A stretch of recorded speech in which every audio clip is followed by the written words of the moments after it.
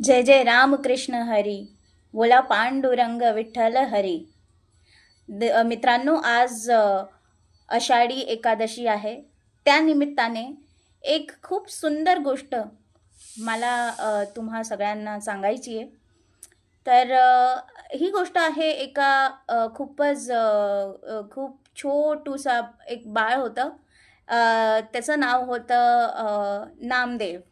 नामा म्हणायचे प्रेमाने त्याला सगळे.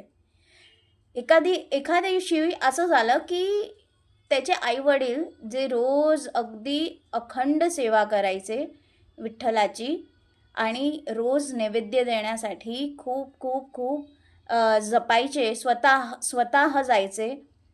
तर त्याच्या वडिलांना एक दिवशी बरं नव्हतं, म्हणून ते म्हणे की माझ्याहून काही आज सेवा होणार नाही. मग नामा, तू का नाही जात आज? विठ्ठलाला तू तुझ्या हाताने आज नैवेद्य दाखव. आणि नामा, तू येताना हे बघायचं की अख्खं ताट रिकामं असायला हवं. असं अर्धवट ताट घेऊन नाही यायचं बरं का. विठ्ठलाला म्हणा तू खा आणि अख्खं पान जे वाढलंय ते सगळं संपव. नामा म्हणे बरं, मी येतो. मी आज विठ्ठलाला खाऊ घालूनच येतो. निवेद्याचं ताट रिकामच येईल. बघ आई तू, बघ बाबा तू. असं म्हणून आपला नामदेव मंदिराकडे जातो. मंदिरात येऊन बघतो तर विठुराया एका विटेवरती मस्त उभा होता.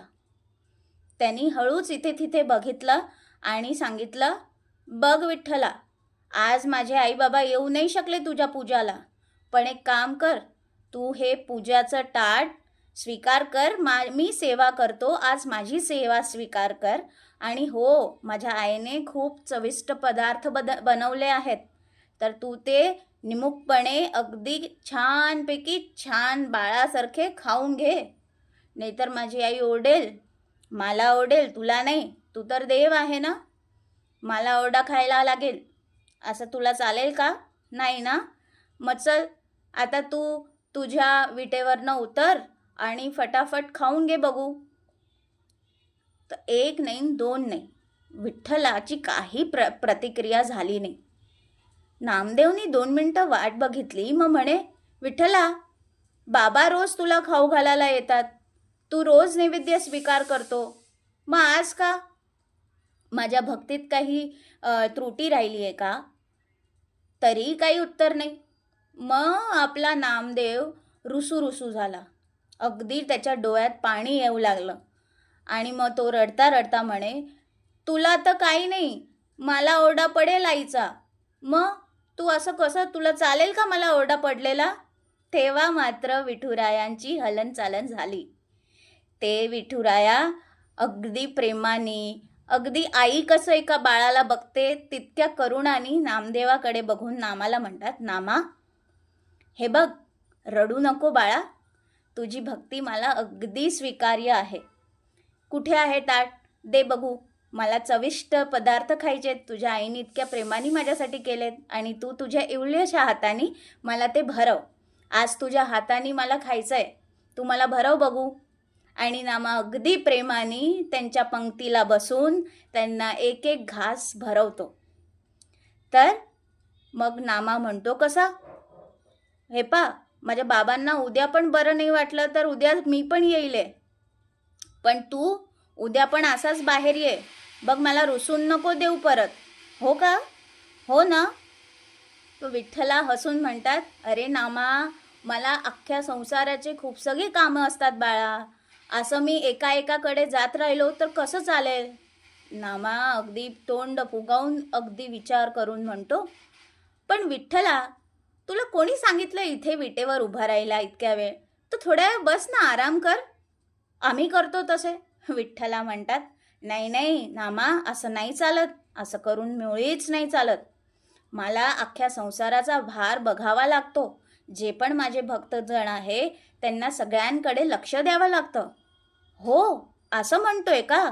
बरं, ठीक आहे. उद्या बाबांना बरं वाटलं तर बाबा येतील, पण बाबा पण तुला नैवेद्य दाखवतील तर तू त्यांचा नैवेद्य स्वीकार कर. हो, माझ्यासारखाच. ते मोठे आहेत, ते रडू रुसू नाही करणार, पण तू समजून खाऊन घेशील, बरं? विठ्ठला हसतो आणि विठ्ठल म्हणतो, बर माझ्या राया बर.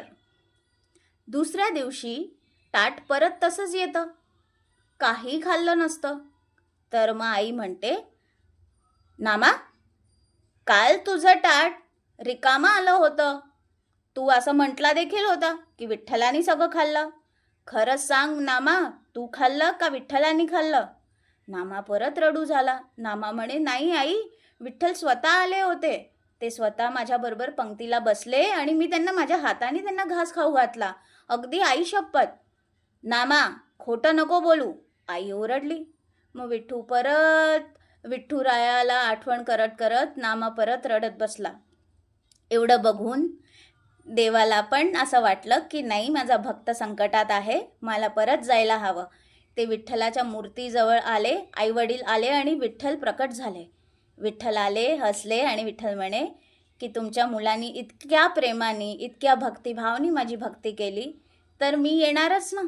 मी त्याच्या हाताने घास खायला अगदी तत्पर होतो. म्हणजे मी स्वतःच आलाय, तर माझ्या या छोट्याशा तान्ह्या बाळावरती रागवू नका. त्याचं म्हणणं खरं आहे. मी त्याच्या हाताने घास खाल्ला होता, तुमचा नैवेद्य स्वीकार केला होता.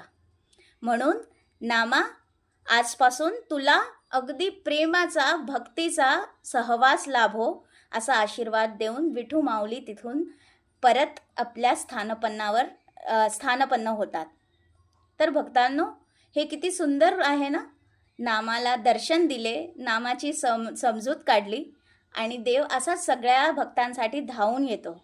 पण तुमची भक्ती मात्र नामासारखी खूप सुंदर असायला हवी. अगदी निष्पाप असायला हवी. काय म्हणतात तर, बोला रामकृष्ण हरी, जय जय पांडुरंग विठ्ठल हरी.